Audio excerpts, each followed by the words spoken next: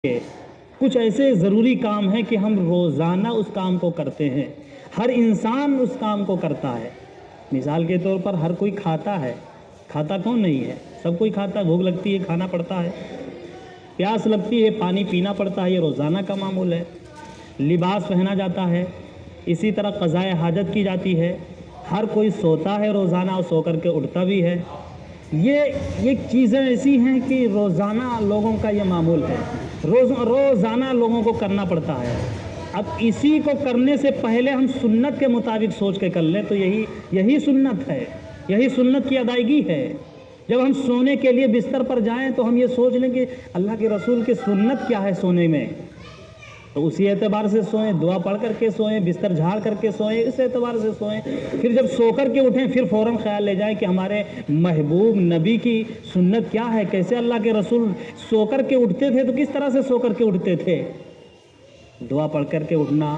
اور اس کے بعد پھر جو ہے جا کر کے استنجا سے فراغت لینا، یہ سنت کا اہتمام، سونے سے پہلے سونے کے بعد، یہ کام روزانہ ہم سے ہو رہا ہے، روزانہ سنت کا ثواب ہمیں ملتا رہے گا۔ کھانا کھانے ابھی بیٹھیں گے، کھانے سے پہلے سوچنا کہ ہمارے نبی کی سنت کیا ہے کھانا کھانے میں،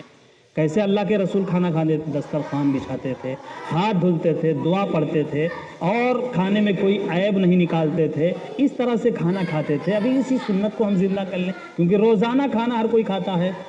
پانی پینے کے لیے جب گلاس پکڑیں، پانی نکال کر کے گلاس کو لے لیں ہاتھ میں پینے کے لیے، اس سے پہلے سوچ لیں کہ ہمارے محبوب نبی کی سنت کیا ہے پانی پینے میں۔ پانی پینا دیکھ کر کے پینا، دائیں ہاتھ سے لے کر کے پینا، بسم اللہ پڑھ کر کے پینا، یہ سنت ہے، اس کو پانی پینے میں یوز کر لیں، اس سنت کو، اللہ کے رسول کی سنت پر عمل کرنے کا ثواب ملے گا۔ اسی طرح قضائے حاجت کے لیے جائیں تو دھڑام سے اندر نہ چلے جائیں، اس سے پہلے دعا پڑھ لیں، بایاں پیر اندر رکھیں،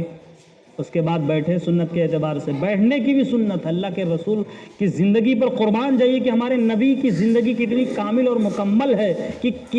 کوئی ایسا رخ، کوئی ایسا لمحہ، کوئی ایسا موڑ نہیں چھوڑا کہ جس پر رہنمائی نہ ملی ہو امت کو۔ ہر موڑ پر نبی سے رہنمائی مل رہی ہے امت کو۔ بیٹھنے کا طریقہ بھی اللہ کے رسول نے بتلایا کہ جاؤ جب قضائے حاجت کے لیے تو بیٹھو بھی کس طرح سے، کس طرح بیٹھنا ہے، اور اس کے بعد اس سے باہر نکلیں تو باہر نکلنے کی جو طریقہ ہے نبی کا، اسے اعتبار سے نکلیں، پہلے داہنا پیر نکالیں، اس کے بعد دعا پڑھیں۔ مسجد کے اندر آئے ہیں، ابھی مسجد میں آنے سے پہلے ہمیں سوچ لینا چاہیے کہ اللہ کے رسول جب مسجد میں جایا کرتے تھے تو کس طریقے سے جایا کرتے تھے۔ مسجد میں آنا ہی ہے، ہم لوگوں کا آنا رہتا ہے، اللہ کا شکر ہے، ہمیشہ یہ سلامت رہے، یہ چیز باقی رہے مسجد کا آنا۔ تو آتے ہیں اس سے پہلے سوچ لیں کہ ہمیں مسجد میں کس طرح جانا، ہمارے نبی مسجد میں کس طرح جاتے تھے، کیا آداب ہیں۔ اعتکاف کی نیت کر کے مسجد کے اندر آئیں اور داہنا پیر مسجد کے اندر داخل کریں، مسجد کو دیکھ کر کے درود شریف پڑھتے ہوئے داخل ہوں۔ دعا جو ہے اللہم افتح لی ابواب رحمتک، یہ دعا ہے، اس دعا کا اہتمام کریں۔ تو اس طرح سے نبی کی جب ایک ایک سنت کو ایک مثال میں دیا ہوں، کچھ ایسے ہمارے کام ہیں جو روزمرہ کے ہیں، ہر کوئی اس کو کرتا ہے، ہر روزانہ اس سے گزرتا ہے، اسی میں سنت کو ہم یاد کر لیں کہ اللہ کے رسول کے طریقے کو یاد کر لیں، تو اللہ کے رسول کے طریقے پر چلنے کا ثواب بھی ملے گا، نبی کی محبت کی نشانی بھی محسوس ہوگی۔ اللہ کے رسول کی نشانی یہی ہے، محبت کی نشانی یہی ہے کہ ہمارے اندر اتباع رسول پایا جائے، ہمارے اندر سنتوں پر چلنے کا جذبہ ہمارے اندر موجود ہو اور اس پر ہم عمل کر رہے ہوں، ورنہ صرف جو ہے نعرہ لگا لینا اور رسول اللہ کی محبت کا دعویٰ کر لینا، اس سے کام نہیں چلنے والا ہے، اس سے بیڑا نہیں پار ہوگا۔ مرنے کے بعد بہت زبردست باز پرس ہوگی، سوال ہوگا۔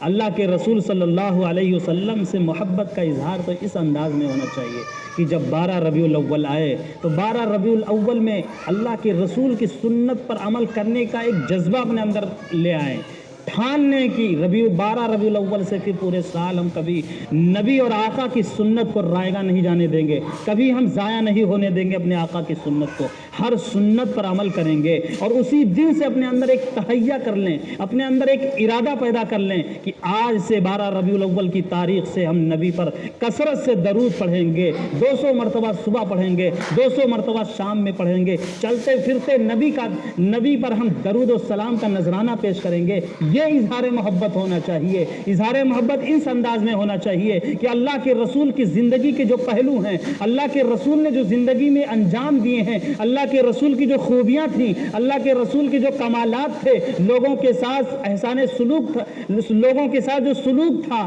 لوگوں کے ساتھ جو برتاؤ تھا، لوگوں کے ساتھ جس طرح سے پیش آتے تھے، وہ رسول اللہ صلی اللہ علیہ وسلم کی زندگی کو قلم بند کر کے زبان کے ذریعے سے، تحریر کے ذریعے سے،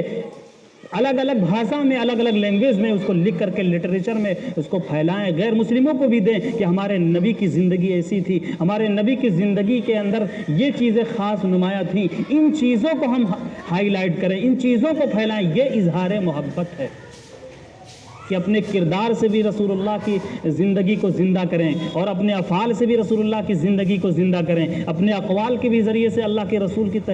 زندگی کو زندہ کریں، اور اب تحریروں کے ذریعے سے، لکھنے کے ذریعے سے اللہ کے رسول کی زندگی کو ہائی لائٹ کریں، لوگوں میں پھیلائیں۔ یہ اظہار محبت